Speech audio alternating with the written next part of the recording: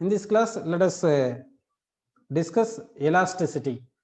சரி, elasticity அப்படின்னா என்ன பார்த்தீங்கன்னா, it is the property associated with the body due to which if we apply deformation force to the body so that this body changes its shape, after removing deformation force it regains to original shape and size. அதாவது பார்த்தீங்கன்னா ஏதாவது ஒரு ஆப்ஜெக்டை நம்ம எடுத்துக்கலாம், எதனா ஒரு object இப்படி எடுத்துங்க, இந்த ஆப்ஜெக்ட் வந்து நம்ம டிஃபார்மிங் ஃபோர்ஸ் அப்ளை பண்ணலாம், அதாவது டிஃபார்மிங் ஃபோர்ஸ் அப்ளை பண்ணுவோம். சரிங்களா, இந்த மாதிரி டிஃபார்மிங் ஃபோர்ஸ் அப்ளை பண்ணலாம்.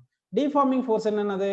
The force applied to the body due to which the body shape is deformed. Body shape வந்து deform ஆயிருச்சு, deform ஆகிறதுக்காக நம்ம அப்ளை பண்ற ஃபோர்ஸ் தான் deformation force அப்படின்னு சொல்றோம். அப்போ இந்த deformation force அப்ளை பண்ணும்போது என்ன ஆகுதுன்னா வந்து இந்த பாடிக்கு வந்து டிஸ்டன்ஸ் பிட்வீன் தி ஆட்டம்ஸ் வந்து சேஞ்ச் ஆகும். Distance between the atoms change ஆகும். ஆல்ரெடி உங்களுக்கு சொல்லியிருந்தேன், under no stress and strain, அதாவது ஃபோர்ஸ் எதுவுமே அப்ளை பண்ணாம நேச்சுரல் சைஸ்ல இருக்கும்போது டிஸ்டன்ஸ் பிட்வீன் தி ஆட்டம்ஸ், அதாவது பாடியில ரெண்டு ஆட்டம்ஸ், அதாவது பக்கத்துல இருக்கிற ஆட்டம் எடுத்துக்கோன்னா இங்க பாசிட்டிவ் நியூக்ளியஸ், அடுத்து எலக்ட்ரான்ஸ் இருக்கும். பிட்வீன் நியூக்ளியஸ் வந்து என்ன பார்த்தீங்கன்னா ரிப்பல்சிவ் ஃபோர்ஸ் இருக்கும், பிட்வீன் எலக்ட்ரான்ஸ் ரிப்பல்சிவ் ஃபோர்ஸ் இருக்கும். அடுத்து வந்து between electron and nucleus attractive force இருக்கும். இந்த நியூக்ளியஸ் இந்த எலக்ட்ரான் அட்ராக்டிவ் ஃபோர்ஸ் இருக்கும். அப்ப அட்ராக்டிவ் ஃபோர்ஸ் இருக்கு, நெக்ஸ்ட் ரிப்பல்சிவ் ஃபோர்ஸ் இருக்கு. சரிங்களா, அதாவது ஒரு பாடி எடுத்துட்டீங்கன்னா ஆட்டம்ஸ் இருக்கும், அந்த ஆட்டம்ஸ்ல சார்ஜஸ் இருக்கு, பாசிட்டிவ் நெகட்டிவ் சார்ஜஸ் இருக்கு, அதனால அட்ராக்டிவ் ரிப்பல்சிவ் ஃபோர்ஸ் இருக்கு. இப்போ வந்து என்ன பண்ணலாம்னா கேசஸ் வந்து எடுக்கிறோம் பாருங்க. Distance between the atoms equal to R0, அதுதான் இன்ட்ரா அட்டாமிக் டிஸ்டன்ஸ். அப்படி இருக்கும்போது இந்த attractive force is equal to repulsive ஃபோர்ஸா இருக்கும். சரிங்களா, அப்போ வந்து எல்லா ஆட்டமும் ஈக்குலிபிரியம்ல இருக்கிற மாதிரி எடுத்துக்கிறோம். செகண்ட் கேஸ் வந்து டிஸ்டன்ஸ் பிட்வீன் தி ஆட்டம்ஸ் வந்து கிரேட்டர் தேன் R0 அப்படின்னு இருந்துச்சுன்னா என்ன ஆகும்னா அட்ராக்டிவ் ஃபோர்ஸ், இங்க வந்து பாருங்க டிஸ்டன்ஸ் பிட்வீன் தி ஆட்டம்ஸ் வந்து ஈக்குவல் டு R0 இருந்துச்சுன்னா attractive force is equal to repulsive force, so that net force is 0. இதே distance between the atoms greater than R0 இருந்துச்சுன்னா attractive force greater than repulsive force வரும். அதே மாதிரி இங்க பாருங்க distance between the atoms வந்து less than R0 இருந்துச்சுன்னா attractive force less than repulsive force அப்படின்னு வரும். அப்போ வந்து இந்த ஃபோர்ஸ் வந்து டெவலப்டு வித்தின் தி பாடி. இந்த இப்போ நெட் ஃபோர்ஸ் இங்க பாரு, R greater than R0, R less than R0 இருக்கும்போது நெட் ஃபோர்ஸ் இருக்கும். அந்த நெட் ஃபோர்ஸ் தான் நம்ம என்ன சொல்றோம்னா ரீஸ்டோரிங் ஃபோர்ஸ் அப்படின்னு சொல்றோம்.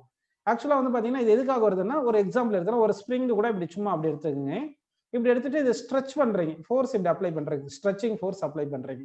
ஸ்ட்ரெச்சிங் ஃபோர்ஸ் அப்ளை பண்ணா டிஸ்டன்ஸ் பிட்வீன் தி ஆட்டம்ஸ் என்ன ஆகும், உங்களுக்கு இன்க்ரீஸ் ஆகும். டிஸ்டன்ஸ் பிட்வீன் தி ஆட்டம்ஸ் வந்து இன்க்ரீஸ் ஆகும். கரெக்ட்டுங்களா, டிஸ்டன்ஸ் பிட்வீன் ஆட்டம்ஸ் இன்க்ரீஸ் ஆகுது. நீங்க ஃபோர்ஸ் அப்ளை பண்ணி டிஃபார்ம் பண்ணிருக்கீங்க, ஷேப் ஆஃப் தி ஸ்ட்ரிங்கை வந்து சேஞ்ச் பண்ணிருக்கீங்க. அப்போ ஷேப் ஆஃப் தி பாடி வந்து சேஞ்ச் பண்றதுக்கு நீங்க அப்ளை பண்ண ஃபோர்ஸ் தான் டிஃபார்மேஷன் ஃபோர்ஸ். ஏன்னா ஷேப் வந்து டிஃபார்ம் ஆயிருச்சு. இப்போ இந்த டிஃபார்மேஷன் ஃபோர்ஸை ரிமூவ் பண்ணிட்டீங்கன்னு வச்சுங்க, again it regains to original shape and size வருது இல்லையா. அப்போ திருப்பி ஒரிஜினல் சைஸ் அண்ட் ஷேப் வரணும்னா ஏதாவது ஒரு ஃபோர்ஸ் ரெஸ்பான்சிபிளா இருந்தா தானே again this body will come back to original shape and size வரும். அந்த ஃபோர்ஸ் தான் ரீஸ்டோரிங் ஃபோர்ஸ். அந்த ஃபோர்ஸ் தான் இங்க நம்ம பார்க்கறோம் இல்லையா, attractive force, repulsive force between the atoms. அந்த ஃபோர்ஸ் தான் வந்து உங்களுக்கு வித்தின் தி பாடி வந்து, அதாவது பாடி எப்போ டிஃபார்ம் ஆகுதோ, டிஃபார்ம் ஆகும்போது என்ன ஆகும்னா இந்த ரீஸ்டோரிங் ஃபோர்ஸ் டெவலப் ஆகும். அந்த ரீஸ்டோரிங் ஃபோர்ஸ்ன்றது இந்த electromagnetic force between the atoms அப்படின்னு நம்ம எடுத்துக்கிறோம். புரியுதுங்களா உங்களுக்கு? இப்போ ஸ்ட்ரெச் பண்ணும்போது என்ன ஆகும்னா டிஸ்டன்ஸ் பிட்வீன் ஆட்டம் கூடும். அதனால வந்து R கிரேட்டர் தென் R0, Rன்றது டிஸ்டன்ஸ் பிட்வீன் ஆட்டம்ஸ், R0ன்றது ஈக்குலிபிரியம்ல இருக்கும்போது இருக்கிற டிஸ்டன்ஸ் பிட்வீன் தி ஆட்டம்ஸ். சரிங்களா, ஸ்ட்ரெச் பண்ணும்போது என்ன ஆகுதுன்னா உங்களுக்கு R கிரேட்டர் தென் R0 வரதுனால attractive force greater than repulsive force வருது இல்லையா. அப்போ நெட் ஃபோர்ஸ் அட்ராக்டிவ் ஃபோர்ஸ், அப்போ வந்து அட்ராக்ஷனால என்ன ஆகுதுன்னா திருப்பி அந்த பாடி வந்து regains to original shape and size வரதுக்கு யூஸ்ஃபுல்லா இருக்கு. ஸோ அப்போ இங்க நம்ம பார்க்க போறது ரெண்டு ஃபோர்ஸ். ஒன்று என்ன பார்த்தீங்கன்னா டிஃபார்மிங் ஃபோர்ஸ், ஒன்று வந்து டிஃபார்மிங் ஃபோர்ஸ். சரிங்களா, இன்னொன்று என்ன பார்க்குறோம்னா ரீஸ்டோரிங் ஃபோர்ஸ் அப்படின்னு பார்க்க போறோம். டிஃபார்மிங் ஃபோர்ஸ்ன்றது என்ன பார்த்தீங்கன்னா நாம ஃபோர்ஸ் அப்ளை பண்ணி shape of the body deform பண்றது. அப்போ பாடி டிஃபார்ம் ஆகும்போது வித்தின் தி பாடி என்ன ஆகும்னா உங்களுக்கு வந்து ஃபோர்ஸ் வந்து டெவலப் ஆயிருது. அந்த ஃபோர்ஸ் தான் அந்த பாடி வந்து டிஃபார்ம் ஆனதை திருப்பி ஒரிஜினல் ஷேப் அண்ட் சைஸை கொண்டு வரதுக்கு காரணமா இருக்கு. சரிங்களா, அப்போ ஒரிஜினல் ஷேப் அண்ட் சைஸை ரீஸ்டோர் பண்ணிக்கிறதுனால அந்த ஃபோர்ஸை ரீஸ்டோரிங் ஃபோர்ஸ்னு சொல்றோம். புரியுதுங்களா? அப்போ deformation force applied by us, the restoring force is developed within the body அப்படின்னு சொல்றோம். அப்போ ரீஸ்டோரிங் ஃபோர்ஸ் இருந்தால் தான் பாடி என்ன பண்ணும், திருப்பி அதாவது shape of the body change ஆனா ரீஸ்டோரிங் ஃபோர்ஸ் டெவலப் ஆனாதான் அதனுடைய ஒரிஜினல் ஷேப் அண்ட் சைஸ் திருப்பும் ரீகவர் ஆயிரும். ஒருவேளை ரீஸ்டோரிங் ஃபோர்ஸ் டெவலப் இல்லை அந்த பாடிக்கு இல்லைன்னா ஒரு ஒன்ஸ் நம்ம வந்து பாடியை டிஃபார்ம் பண்ணிட்டோம்னா திருப்பி அது ஒரிஜினல் ஷேப் அண்ட் சைஸுக்கு வராது. ஆக்சுவலா எலாஸ்டிசிட்டி அப்படின்றது என்ன பாத்தீங்கன்னா the property of the body due to which after removal of deformation force it regains to its original shape and size தான் எலாஸ்டிசிட்டி. அப்ப எலாஸ்டிசிட்டிக்கு காரணமே பாத்தீங்கன்னா ரீஸ்டோரிங் ஃபோர்ஸ். ரீஸ்டோரிங் ஃபோர்ஸ் இருந்தா தான் எலாஸ்டிசிட்டி இருக்கும், ரீஸ்டோரிங் ஃபோர்ஸ் இல்லைன்னா எலாஸ்டிசிட்டி இருக்காது. அப்ப ரீஸ்டோரிங் ஃபோர்ஸ் அதிகமா இருக்குன்னு வச்சுங்க, ரீஸ்டோரிங் ஃபோர்ஸ் அதிகமா இருக்குன்னா அப்ப எலாஸ்டிசிட்டி அதிகமா இருக்கும். ரீஸ்டோரிங் ஃபோர்ஸ் அதிகமா இருந்துச்சுன்னா எலாஸ்டிசிட்டி அதிகமா இருக்குன்னு அர்த்தம். ஏன் சொல்லி ரீஸ்டோரிங் ஃபோர்ஸ் அதிகமா இருந்தா எலாஸ்டிசிட்டி அதிகமா இருக்குன்னா, ரீஸ்டோரிங் ஃபோர்ஸ் அதிகமா இருந்துச்சுன்னா என்ன ஆகும், உங்களுக்கு டிஃபார்மேஷன் ஃபோர்ஸ் ரிமூவ் பண்ணதும் ஒரிஜினல் ஷேப் அண்ட் சைஸ் டக்குன்னு வந்துடும். ரீஸ்டோரிங் ஃபோர்ஸ்னா திருப்பி ஒரிஜினல் ஷேப் கொண்டு வரப்போகுது, அதனால வந்து எலாஸ்டிசிட்டி அதிகமா இருக்கு. புரியுதுங்களா உங்களுக்கு?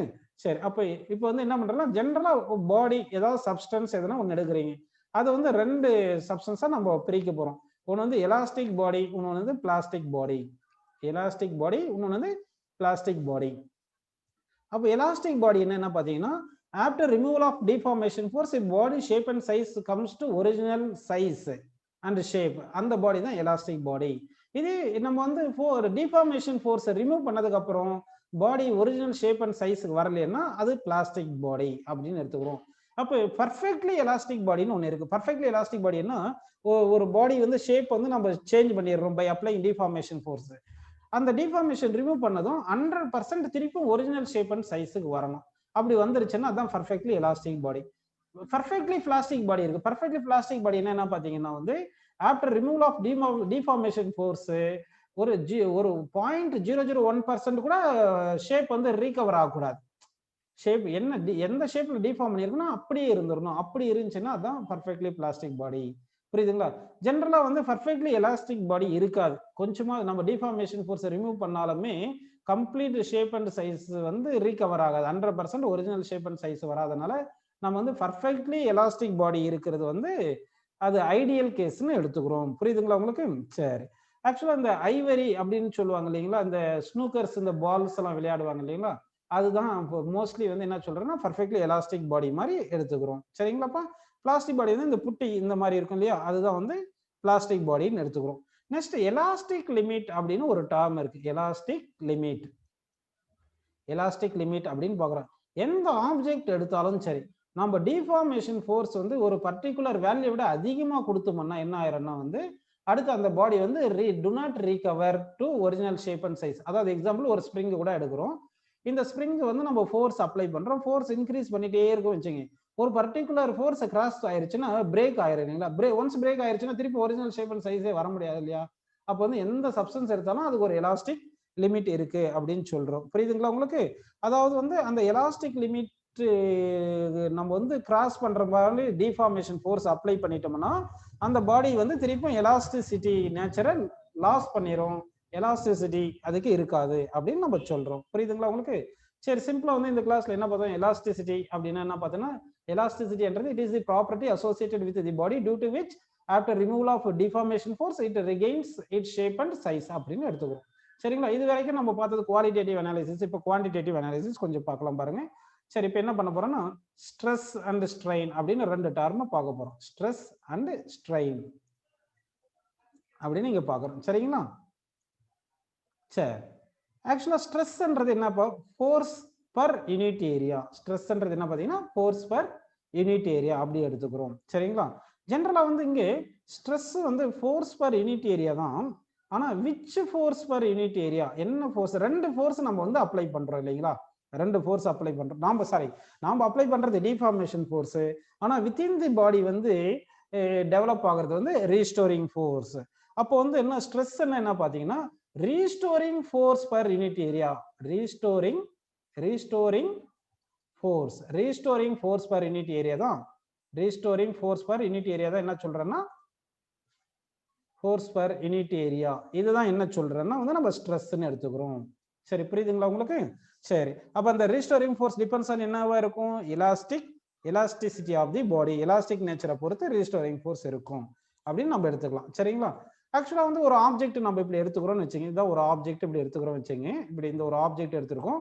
இப்போ வந்து ஒரு ஃபோர்ஸ் அப்ளை பண்ணி சர்டைன் அமௌண்ட் ஸ்ட்ரெச் பண்ணி வச்சிருக்கேன்னு அஸ்யூம் பண்ணிக்கிங்க.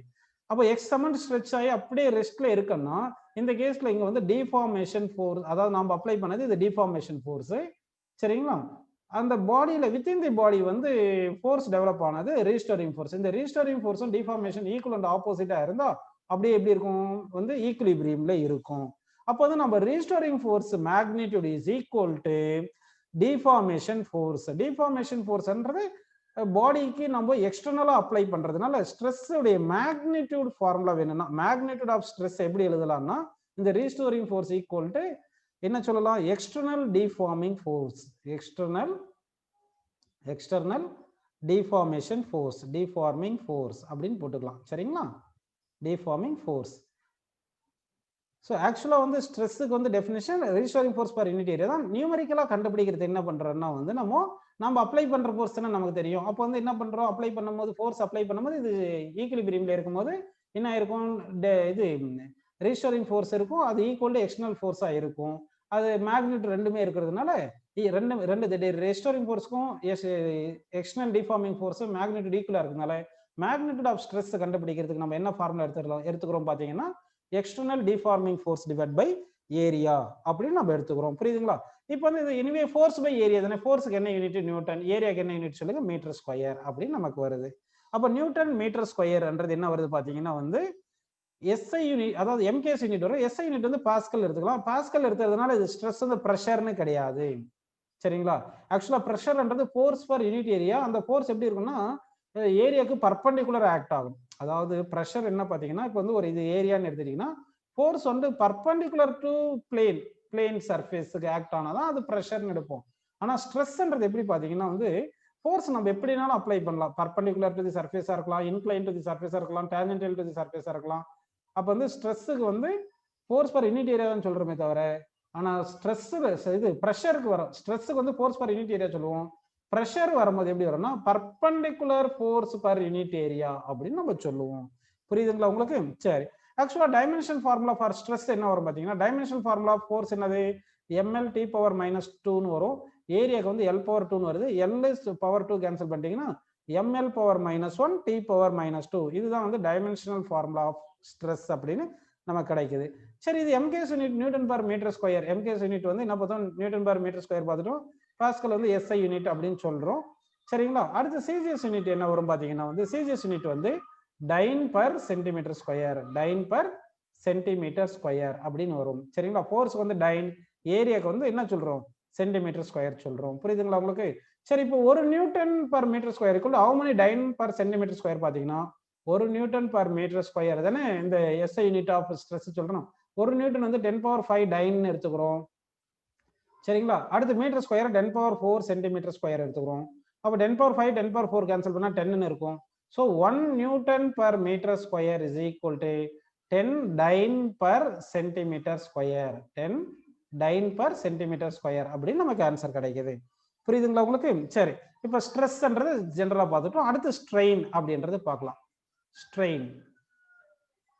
ஸ்ட்ரெயின் என்ற கான்செப்ட் பாருங்க. ஸ்ட்ரெயின்ன்றது என்ன பார்த்தீங்கன்னா இது வந்து fractional change in dimension is known as strain அப்படின்னு சொல்றோம். புரியுதுங்களா? Fractional change in dimension is known as strain அப்படின்னு சொல்றோம். ஃப்ராக்ஷனல் சேஞ்ச் இன் வேல்யூ என்ன அர்த்தம், change in dimension divide by original dimension. அது ஒருவேளை லெங்த் வைஸ் சேஞ்ச் பண்றதுனா change in length by original length, area change பண்றதுனா change in area by original area, volume change பண்ணா change in volume by original volume அப்படின்னு போடுவோம். அதனால ஸ்ட்ரெயினுக்கு என்ன சொல்றேன்னா ஃப்ராக்ஷனல் சேஞ்ச் இன் டைமென்ஷன் அப்படின்னா change in dimension by original dimension அப்படின்னு போட்டுக்கணும். சரிங்களா? Change in dimension divide by original dimension அப்படின்னு எடுத்துக்கிறோம். சரிங்களாப்பா? அப்படின்னு எடுத்துக்கிறோம். அப்போ வந்து சப்போஸ் எக்ஸாம்பிள் வந்து இது change in length dimension, change in length by original length போடுறீங்கன்னா அப்போ நியூமரேட்டர் டினாமினேட்டரும் வந்து சேம் யூனிட் இருக்கிறதுனால ஸ்ட்ரெயினுக்கு வந்து நோ யூனிட், ஸ்ட்ரெயினுக்கு வந்து என்னப்பா நோ யூனிட் அப்படின்னு எடுத்துக்கிறோம். Strain as no unit. புரியுதுங்களா உங்களுக்கு? சரி, இப்போ வந்து நம்ம depends on configuration of applying force வந்து ஸ்ட்ரெஸ் வந்து டிஃப்ரெண்ட் கேசஸ், ஸ்ட்ரெயினும் டிஃப்ரெண்டா சொல்ல போறோம். சரிங்களா? அதாவது நம்ம எந்த மோட்ல வந்து ஃபோர்ஸ் அப்ளை பண்றோமோ அதை பொறுத்து ஸ்ட்ரெஸ் இருக்கும். அதனால there are different cases of applying force இருக்கு. ஒவ்வொரு கேஸுக்கும் ஒவ்வொரு ஸ்ட்ரெஸ் ஒவ்வொரு ஸ்ட்ரெயின் வரும். ஸோ நம்ம ஒவ்வொரு கேசஸை பார்க்கலாம். ஃபர்ஸ்ட் கேஸ் வந்து என்ன பார்த்தீங்கன்னா லாஞ்சிடியூடினல் ஸ்ட்ரெஸ். லாஞ்சிடியூடினல் ஸ்ட்ரெஸ் அப்படின்னு எடுத்துக்கிறோம். Longitudinal stress. ஆக்சுவலாக லாஞ்சிடியூடினல் ஸ்ட்ரெஸ் என்ன பார்த்தீங்கன்னா வந்து ஏரியா ஆஃப் கிராஸ் செக்ஷன் இருக்கு இல்லையா, அந்த ஏரியா ஆஃப் கிராஸ் செக்ஷனுக்கு பர்பண்டிகுலர்லி ஃபோர்ஸ் நம்ம அப்ளை பண்ணோம்னா அதுதான் வந்து லாஞ்சிடியூடினல் ஸ்ட்ரெஸ் அப்படின்னு நம்ம சொல்றோம். புரியுதுங்களா? சரி, இப்போ வந்து கவனிங்க. இப்போ நான் என்ன பண்ண போறேன்னா ஒரு ராட் எடுத்துக்கிறேன். நான் இப்போ இது ஒரு ராட் இப்படி எடுத்துக்கிறேன், இங்க ஒரு ராட் எடுத்துக்கிறேன், இன்னொரு கேஸ்ல இது ஒரு ராட் இங்க எடுத்துக்கிறேன். சரிங்களா? இது ரெண்டு கேஸ் ராட் எடுத்திருக்கும். சரிங்களாப்பா? சரி, இப்போ இந்த ராட் இப்படி இருக்குன்னு அஸ்யூம் பண்ணிக்கலாம். இப்படி இது வந்து ஏரியா ஆஃப் கிராஸ் செக்ஷன் சர்க்குலரா இருக்கிற மாதிரி அப்படி எடுத்துக்கலாம். புரியுதுங்களா உங்களுக்கு? சரி, இப்போ நாம என்ன பண்ணலாம்னா ஒரு எண்டை ஃபிக்ஸ் பண்ண மாதிரி அஸ்யூம் பண்ணிப்போம். இந்த எண்டை இப்படி ஃபிக்ஸ் பண்ண மாதிரி இப்படி அஸ்யூம் பண்ணிடலாம். சரிங்களா? இது வந்து ஒரிஜினல் லெங்த் இப்படி இருக்கு, இதே மாதிரி இங்கேயும் ஒரிஜினல் லெங்த் இவ்வளவு இருக்கு. சரி, இப்போ ஃபோர்ஸ் வந்து பர்பண்டிகுலர் டு தி சர்ஃபேஸ் தானே நம்ம அப்ளை பண்ணணும். ஃபோர்ஸ் வந்து பர்பண்டிகுலர் டு சர்ஃபேஸ்னா ஃபோர்ஸ் எய்தர் இப்படி ஸ்ட்ரெச்சிங் ஃபோர்ஸ் அப்ளை பண்ணலாம், இல்லைன்னா கம்ப்ரஸிங் ஃபோர்ஸ் இப்படி அப்ளை பண்ணலாம். ஸ்ட்ரெச்சிங் ஃபோர்ஸ் அதாவது லெங்த் வந்து சேஞ்ச் பண்ற மாதிரி ஃபோர்ஸ் அப்ளை பண்ணலாம், இல்லைன்னா வந்து லெங்த்தை வந்து கம்ப்ரஸ் பண்ற மாதிரி ஃபோர்ஸ் அப்ளை பண்ணலாம். புரியுதுங்களா உங்களுக்கு? சரி, அப்போ ஸ்ட்ரெஸ் பண்ற அதாவது லெங்த்தை சேஞ்ச் இன்க்ரீஸ் பண்ற மாதிரி நம்ம ஃபோர்ஸ் அப்ளை பண்ணோம்னா அந்த ஃபோர்ஸ் பர் யூனிட் ஏரியா தான் என்ன பாத்தீங்கன்னா வந்து உங்களுக்கு டென்சைல் ஸ்ட்ரெஸ். டென்சைல் ஸ்ட்ரெஸ் அப்படின்னு சொல்றோம். டென்சைல் ஸ்ட்ரெஸ்ன்னு சொல்றோம். இதே வந்து ஃபோர்ஸ் அப்ளை பண்ணி அந்த லெங்த் வந்து கம்ப்ரஸ் பண்றோம்னு வச்சுங்க, அதுக்கு பேர் தான் வந்து என்ன பாத்தீங்கன்னா கம்ப்ரசிவ் ஸ்ட்ரெஸ். கம்ப்ரசிவ் ஸ்ட்ரெஸ் அப்படின்னு சொல்றோம். சரிங்களா? Compressive stress. எனிவே உங்களுக்கு லாஞ்சிடியூடினல் ஸ்ட்ரெஸ்ன்றது எய்தர் டென்சைல் ஸ்ட்ரெஸ்ஸா இருக்கலாம், இல்லைன்னா கம்ப்ரசிவ் ஸ்ட்ரெஸ்ஸா இருக்கலாம். சரிங்களா? இங்க வந்து இந்த ஸ்ட்ரெஸ்ஸுக்கு என்ன ஃபார்முலா, ஜெனரல் ரெண்டு கேஸ்க்குமே ஃபார்முலா என்ன வரும் பாத்தீங்கன்னா ஸ்ட்ரெஸ்ஸுக்கு வந்து force experienced per unit area. அந்த ஏரியா ஆஃப் கிராஸ் செக்ஷன் இருக்குல்ல, இந்த ஏரியா, இந்த ஃபோர்ஸ் அப்ளைடு இங்க நான் ரெட் கலர்ல ஷேட் பண்ணி காட்டுற பாருங்க, அந்த area force per unit area. சரிங்களா? இது இஸ் நோன் அஸ் லாஞ்சிடியூடினல் ஸ்ட்ரெஸ்ஸுக்கு ஃபார்முலா. லாஞ்சிடியூடினல் ஸ்ட்ரெஸ்ஸுக்கு இந்த ஃபார்முலா வருது.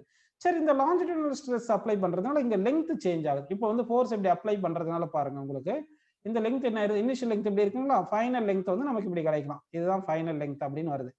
இது ஃபைனல் லெங்த் எல் டேஷ்னு எடுத்துங்க. அப்போ சேஞ்ச் இன் லெங்த் வந்து initial final length minus initial length, இதுதான் சேஞ்ச் இன் லெங்த் அப்படின்னு கிடைக்குது. அதே மாதிரி இது கம்ப்ரஸ் பண்ணும்போது என்ன ஆகும், உங்களுக்கு லெங்த் வந்து இப்படி மாறிடலாம்.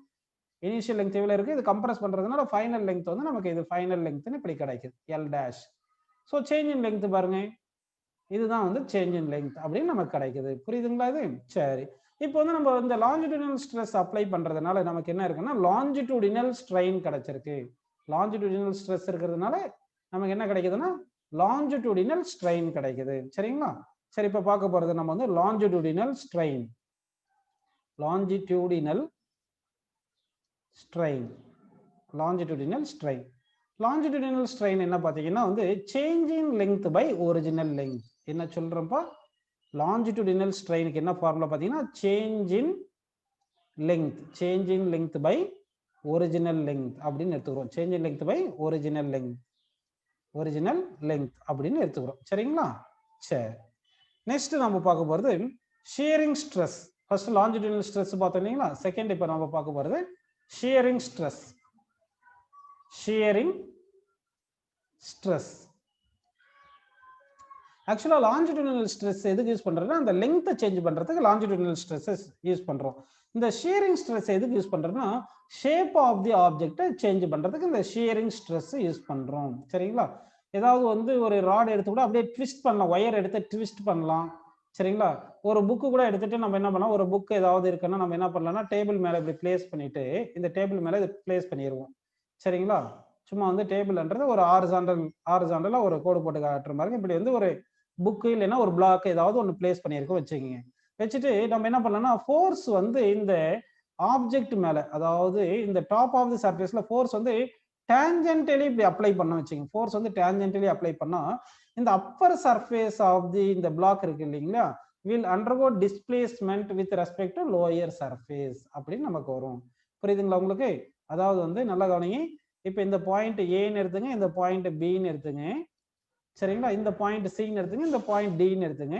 இப்போ இந்த சிடி சர்ஃபேஸ் ரெஸ்ட்ல இருக்கு. இந்த ஃபோர்ஸ் வந்து அப்பர் சர்ஃபேஸ்ல நம்ம அப்ளை பண்ணும்போது என்ன ஆகுதுன்னா இந்த அப்பர் சர்ஃபேஸ் வந்து டிஸ்பிளேஸ் ஆகும், இப்படி டிஸ்பிளேஸ் ஆகுது.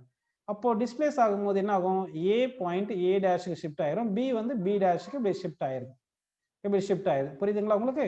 அப்போ வந்து என்ன ஆகுதுன்னா, there is a relative displacement between two parallel surface when we apply tangential force on the surface. Tangential force என்னது, அதாவது வந்து ஃபோர்ஸ் வந்து நம்ம parallel to the surface apply பண்றோம். இப்படி அப்ளை பண்ணும்போது என்ன ஆகும்னா, அப்போ வந்து ரிலேட்டிவ் டு இனிஷியல் பொசிஷன் இப்படி கொஞ்சம் டிஸ்பிளேஸ் ஆயிருக்கு. புரியுதுங்களா? சரி, அப்போ இதுதான் வந்து சிஏன்றதா பர்பெண்டிகுலர், சிஏ டேஷ்ன்றது நியூ பொசிஷன் ஏ வந்து ஷிஃப்ட் ஆயிருக்கு. எவ்வளவு ஆங்கிள் ஷிஃப்ட் ஆயிருக்குன்னா இவ்வளவு தீட்டா ஆங்கிள் ஷிஃப்ட் ஆயிருக்கு அப்படின்னு நம்ம எடுத்துறோம். புரியுதுங்களா உங்களுக்கு?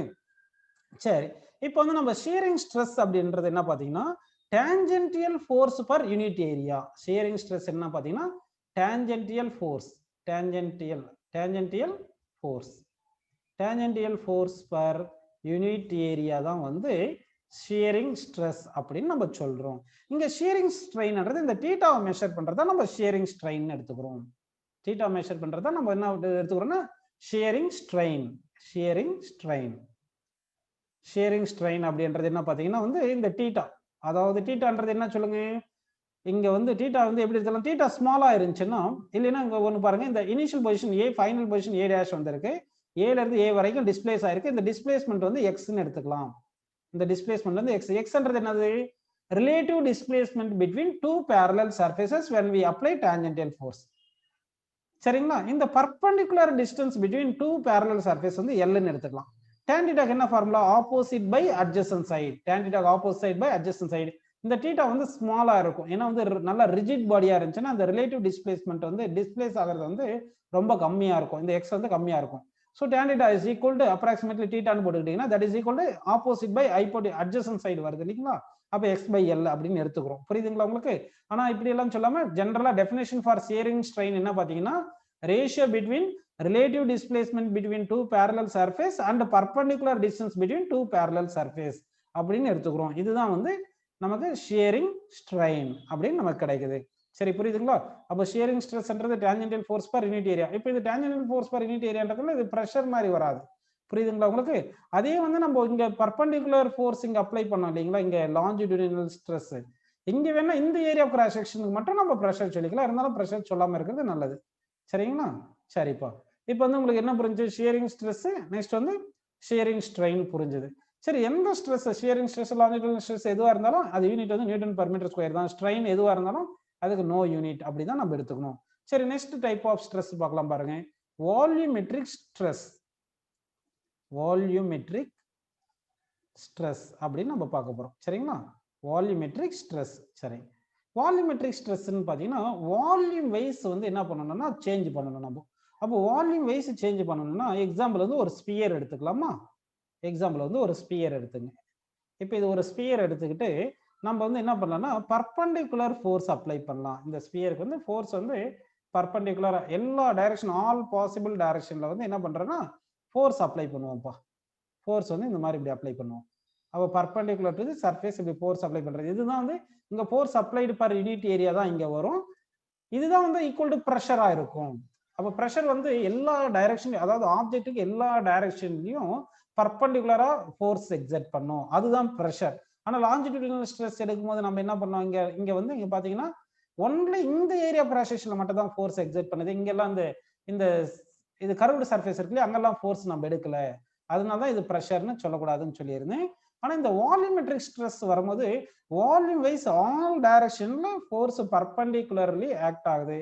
அதனால இந்த வால்யூமெட்ரிக் ஸ்ட்ரெஸ் வந்து நம்ம ஈக்குவல் டு ப்ரெஷர்னு கூட எடுத்துக்கலாம். சரிங்களா? அப்போ வால்யூமெட்ரிக் ஸ்ட்ரெஸ் எப்படி சொல்லலாம், இதுவும் ஃபோர்ஸ் பர் யூனிட் ஏரியா அப்படின்னு நம்ம எடுத்துக்கலாம். சரி, இப்போ வந்து என்ன பண்ணலாம்னா வந்து இப்போ இனிஷியலா வால்யூம் வந்து இங்கே V1 volume, initial V1 volume இருக்குன்னு வச்சுங்க. இப்போ வந்து என்ன பண்றோம்னா இந்த ஃபோர்ஸ் நம்ம அப்ளை பண்றதுனால இது கம்ப்ரஸ் ஆகலாம். சரிங்களா? கம்ப்ரஸ் ஆகுது இல்லைங்களா? அதனால வந்து இதனுடைய வால்யூம் வந்து டிக்ரீஸ் ஆயிரும். ஃபைனல் வால்யூம் இப்படி வந்திருக்கு. இப்போ ஃபைனல் வால்யூம் இது V2 அப்படின்னு வந்திருக்கு. அப்போ வால்யூம் சேஞ்ச் ஆயிருக்கு. அப்போ change in volume by original volume, change in volume by original volume என்ன சொல்றோம், அதுதான் வந்து வால்யூமெட்ரிக் ஸ்ட்ரெயின். இந்த ஷேடட் ரீஜன் காட்டுறோம் பாருங்க, இதுதான் வந்து நமக்கு சேஞ்ச் இன் வால்யூம் அப்படின்னு கிடைக்கும். சரிங்களா? சேஞ்ச் இன் வால்யூம் நம்ம ஜெனரலா டெல்டா வின்னு எடுத்துப்போம். சரிங்களாப்பா? அப்போ volumetric strain is equal to volumetric strain is equal to change in volume divided by original volume அப்படின்னு நம்ம எடுத்துக்கிறோம். change in volume divided by original volume எடுத்துக்கலாம். சரிங்களா? அப்ப change in volume delta v ன்னு எடுத்துங்க, original volume v ன்னு எடுத்துங்க. this is known as volumetric strain அப்படின்னு நமக்கு கிடைக்குது. சரி, புரியுதுங்களா உங்களுக்கு? சரி, நெக்ஸ்ட் வந்து நம்ம லோயர் கிளாஸ்ல ஒரு லா படிச்சிருப்போம். என்ன பார்த்தீங்கன்னா ஊக்ஸ் லா அப்படின்னு நம்ம படிச்சிருப்போம். ஊக்ஸ் லா என்ன பார்த்தீங்கன்னா, ஆக்சுவலா வந்து நீங்க எந்த ஒரு ஆப்ஜெக்டும் எடுத்துக்கங்க, ஏதாவது ஒரு ஆப்ஜெக்ட் அப்படி எடுத்துட்டீங்கன்னா ஃபோர்ஸ் அப்ளை பண்ணீங்கன்னா, அப்போ ஸ்ட்ரெஸ் வந்து ஃபோர்ஸ் அப்ளை பண்றது இன்க்ரீஸ் பண்ணிட்டே இருக்கீங்கன்னா ஸ்ட்ரெஸ் இன்க்ரீஸ் பண்ணிட்டே இருக்கீங்கன்னு அர்த்தம். சரிங்களா? ஸ்ட்ரெஸ் இன்க்ரீஸ் ஆகிட்டே இருக்கு. அப்போ வந்து என்ன ஆகும், உங்களுக்கு ஸ்ட்ரெயின் இன்க்ரீஸ் ஆகிட்டு இருக்கும். அப்படி இல்லைன்னா நம்ம என்ன பண்ணலாம், சும்மா ஒரு ராடு மாதிரி எடுத்துக்கிறீங்க, இந்த ஒரு ராடு மாதிரி இப்படி எடுத்துக்கிட்டீங்கன்னா ஃபோர்ஸ் அப்ளை பண்ணிட்டே இருந்தால் எக்ஸ்டென்ஷன் இன்க்ரீஸ் ஆகிட்டே இருக்கும். இந்த ஃபோர்ஸ் வந்து அப்ளை பண்ணும்போது எக்ஸ்டென்ஷனுக்கு இன்க்ரீஸ் ஆகிட்டே தானே இருக்கு. புரியுதுங்களா உங்களுக்கு? அதாவது ஃபோர்ஸ் அப்ளை இன்க்ரீஸ் பண்ணிட்டே இருந்தால் எக்ஸ்டென்ஷன் இன்க்ரீஸ் ஆகிட்டே இருக்கும். நல்லா கவனிக்கணும். Force directly proportional to extension வருதுன்னு வச்சுக்கலாம். ஃபோர்ஸ் டைரக்ட்லி ப்ரொபோர்ஷனல் எக்ஸ்டென்ஷனா இருந்துச்சுன்னா அப்போ என்ன ஆகும்னா stress directly proportional to strain வரும். ஸ்ட்ரெஸ் டைரக்ட்லி ப்ரொபோர்ஷனல் ஸ்ட்ரெயின் வரும். ஆனால் வந்து இந்த ஃபோர்ஸ் இன்க்ரீஸ் பண்ண வந்து இது ப்ரொபோர்ஷனல் டு எக்ஸ் பவர் 1 வந்து ஒரு சர்டைன் வேல்யூ ஆஃப் ஃபோர்ஸ் வரைக்கும் தான் இருக்கும். அந்த சர்டைன் ஃபோர்ஸை விட கிராஸ் பண்ணிருச்சுன்னா அப்போ ப்ரொபோர்ஷனல் வராது. அப்போ வந்து ஸ்ட்ரெஸ் வந்து நம்ம அப்ளை பண்ணிட்டே இருக்கோம்னு வச்சுங்க. ஸ்ட்ரெஸ் அப்ளை பண்ணிட்டே இருக்கும், ஸ்ட்ரெயின் இன்க்ரீஸ் ஆகிட்டே இருக்கு. அப்போ stress is directly proportional to strain சொல்றோம். ஆனால் வந்து ஒரு பர்டிகுலர் லிமிட்டை விட ஸ்ட்ரெஸ் இன்க்ரீஸ் பண்ணிட்டோம்னா ப்ரொபோர்ஷனல் டு ஸ்ட்ரெயின் வராது. அதனால ஊக்ஸ்ல என்ன சொல்றாங்கன்னா, stress directly proportional to strain within the proportionality limit அப்படின்னு சொல்லணும். வித்தின் தி ப்ரொபோர்ஷனாலிட்டி லிமிட் அப்படி சொன்னாதான் ஊக்ஸ் லா அப்படி. அதாவது ஸ்ட்ரெஸ் ஸ்ட்ரெயினும் ப்ரொபோர்ஷனலா இருந்துச்சுன்னா அதுதான் ஊக்ஸ் லா அப்படின்னு நம்ம டிஃபைன் பண்றோம். புரியுதுங்களா உங்களுக்கு? சரி, அப்போ வந்து பாருங்க, இப்போ இந்த ப்ரொபோர்ஷனாலிட்டியை நம்ம ரிமூவ் பண்றோம். அப்போ ரிமூவ் பண்றதுக்கு ஒரு கான்ஸ்டன்ட்டை நம்ம இன்க்ளூட் பண்ணணும். சரிங்களா? அந்த கான்ஸ்டன்ட் தான் இங்க என்ன பார்த்தீங்கன்னா elasticity of the substance, elastic nature of the substance. ஒவ்வொரு அலுமினியம் எடுத்தா அதுக்கு சர்டன் எலாஸ்டிசிட்டி இருக்கும், கோல்டு எடுத்தா அதுக்கு ஒரு சர்டன் எலாஸ்டிசிட்டி இருக்கும். சரிங்களா? ஒவ்வொரு சப்ஸ்டன்ஸுக்கும் ஒவ்வொரு எலாஸ்டிசிட்டி இருக்கும். ஆனா அந்த எலாஸ்டிசிட்டியுமே வந்து அந்த நம்ம அப்ளை பண்ற ஸ்ட்ரெஸ் வந்து கிரேட்டர் தென் சர்டைன் வேல்யூ போயிருச்சுன்னா அந்த எலாஸ்டிக் நேச்சர் சேஞ்ச் ஆயிரும். புரியுதுங்களா உங்களுக்கு? எலாஸ்டிசிட்டி வந்து நேச்சர் ஆஃப் தி மெட்டீரியலை மட்டும் பொறுத்து இல்லை, அதுல இருக்கிற இம்பியூரிட்டியை பொறுத்து இருக்கு, டெம்பரேச்சரை பொறுத்து இருக்கு. நம்ம ஒரு ஸ்ட்ரெஸ் வந்து ஒரு ப்ரொபோர்ஷனல் ஸ்ட்ரெயின் வரைக்குமே இருந்தால் இண்டிபெண்டன்ட் ஆஃப் ஸ்ட்ரெஸ்ன்னு வந்துடும். ஆனா அதிகமா போனாதான் வந்து என்ன ஆகுதுன்னா ஸ்ட்ரெஸ் அதிகமா போனாதான் எலாஸ்டிசிட்டி மாறும். சரி, இப்போதைக்கு நம்ம என்ன பண்ணலாம், ஒரு பர்டிகுலர் லிமிட் வரைக்கும் ஸ்ட்ரெஸ் அப்ளை பண்ற மாதிரி எடுத்துக்கலாம். ஸ்ட்ரெஸ் டைரக்ட்லி ப்ரொபோர்ஷனல் ஸ்ட்ரெயின் சொல்லிடுவோம். டு ரிமூவ் ப்ரொபோர்ஷனாலிட்டி என்ன சொல்லிடுவோம்னா அந்த எலாஸ்டிசிட்டி ஆஃப் தி பாடி வந்து கான்ஸ்டன்டா இருக்கிற மாதிரி அஸ்யூம் பண்ணிட்டு டு ரிமூவ் இந்த ப்ரொபோர்ஷனாலிட்டி வந்து நம்ம என்ன இன்க்ளூட் பண்றோம்னா அந்த மேக்னிடியூட் ஆஃப் எலாஸ்டிசிட்டியை இன்க்ளூட் பண்ணுவோம். That is known as modulus of elasticity. சரிங்களா? அப்போ stress directly proportional to strain, proportionality remove பண்றதுக்கு என்ன பண்றோம்னா மாடுலஸ் ஆஃப் எலாஸ்டிசிட்டி இன்க்ளூட் பண்றோம், இன்டு ஸ்ட்ரெயின் போட்டுக்கிறோம். ஜென்ரலா வந்து நம்ம என்ன சொல்லிடுவோம்னா எலாஸ்டிசிட்டி வந்து கான்ஸ்டன்ட் பிளேஸ்ல இன்க்ளூட் பண்ணதுனால elasticity independent of stress and strain அப்படின்னு நம்ம சொல்லிடுறோம். புரியுதுங்களா? அப்போ இந்த E என்றது என்ன பார்த்தீங்கன்னா மாடுலஸ் ஆஃப் எலாஸ்டிசிட்டி அப்படின்னு நம்ம எடுத்துக்கலாம். புரியுதுங்களா? அப்போ modulus of elasticity is defined as stress per strain. The amount of stress required to produce unit strain is known as modulus of elasticity. புரியுதுங்களா? அப்போ எலாஸ்டிசிட்டி எப்படி டிஃபைன் பண்ணலாம்? amount of stress required to produce unit strain is known as modulus of elasticity அப்படின்னு சொல்லிடலாம். ஸ்ட்ரெஸ்ஸுக்கு வந்து unit வந்து newton per metre square, ஸ்ட்ரெயினுக்கு no யூனிட்ன்றதுனால எலாஸ்டிசிட்டிக்கும் ஸ்ட்ரெஸ்ஸுக்கும் சேம் யூனிட் வந்துடும். So unit of elasticity is newton per metre square. சரி, இப்போ உங்களுக்கு ஒரு கொஸ்டின் கேட்குறேன், யார் கரெக்டாக சொல்றீங்க பார்த்துடலாமா? சரிப்பா, இப்போ என்ன கொஸ்டின் பாருங்க. இப்போ ஸ்ட்ரெயின் இன்க்ரீஸ் பண்ணா எலாஸ்டிசிட்டி என்ன ஆகும்? பை இன்க்ரீசிங் ஸ்ட்ரெயினை வந்து இன்க்ரீஸ் பண்ணா எலாஸ்டிசிட்டி என்ன ஆகும்? எலாஸ்டிசிட்டி என்ன ஆகும்ன்றதை சொல்றேன். எலாஸ்டிசிட்டி என்ன ஆகும்னு கேட்குறேன். ஃபர்ஸ்ட் ஆப்ஷன் சரிங்களா decrease, second option increase, third option constant, சரிங்களா, ஃபோர்த் ஆப்ஷன் டேட்டா இன்சஃபிஷியன்ட் அப்படின்னு கொடுத்துருவோம். இல்லைன்னா நன் அப்படின்னு ஏதாவது ஒன்று வச்சுப்போம். என்ன ஆகும்னு சொல்லுங்க. வெரி குட், எல்லாரும் கரெக்டாக சொல்லியிருக்கீங்க. கான்ஸ்டன்ட்னு கரெக்டாக சொல்லியிருக்கீங்க. ஏன்னா வந்து ஸ்ட்ரெஸ் இன்க்ரீஸ் பண்ணா ஸ்ட்ரெயின் இன்க்ரீஸ் ஆகும். அதாவது ப்ரொபோர்ஷனாலிட்டி பிளேஸ்ல தான் எடுத்திருக்கும். அப்போ எலாசிட்டி வந்து கான்ஸ்டன்டா இருக்கு. இருந்தாலும் எலாசிட்டி வந்து ஸ்ட்ரெஸ்ஸையும் டிபெண்ட் பண்ணியிருக்கு. இங்க வந்து நம்ம போட்டது கான்ஸ்டன்ட் போட்டிருக்கோம். நான் வந்து அடுத்த கிளாஸ்ல இன்னும் 1 or 2 டேஸ் பொறுத்து ஸ்ட்ரெஸ்ஸுக்கும் ஸ்ட்ரெயினுக்கும் கிராஃப் வரைவேன். வரையும் போது ஸ்ட்ரெஸ்ஸுக்கும் ஸ்ட்ரெயின் கிராஃப் வரைஞ்சா எலாசிட்டி வந்து கான்ஸ்டன்டா இருந்துச்சுன்னு வச்சுக்கோங்க. அதாவது நம்ம இப்போ எடுத்தோம்னா ஸ்ட்ரெஸ் ஒய் ஆக்சிஸ்லயும் ஸ்ட்ரெயின் எக்ஸ் ஆக்சிஸ்ல எடுத்தா கண்டிப்பா எப்படி வரணும்? ஸ்ட்ரைட் லைனா தானே வரணும். ஆனா அந்த ஸ்ட்ரைட் லைன் பர்டிகுலர் ஸ்ட்ரெஸ் வரைக்கும் தான் வரும். அதுக்கப்புறம் ஸ்ட்ரெஸ் வந்து இந்த ஸ்ட்ரைட் லைன் வராது. அப்படின்னா எலாசிட்டி டிபெண்ட்ஸ் ஆன் ஸ்ட்ரெஸ்னு வருது. சும்மா நம்ம இந்த நீட் ஐஐடி வரைக்கும் நம்ம elasticity independent of stress and strain அப்படின்னு போயிடுவோம். இந்த கிராஃப் எல்லாம் டீடைலா அப்புறமா எக்ஸ்பிளைன் பண்றேன். ஒரு பர்டிகுலர் ஸ்ட்ரெஸ் வரைக்கும் தான் அந்த ஸ்ட்ரைட் லைன் கிராஃப் வருது. புரியுதுங்களா உங்களுக்கு? சரி.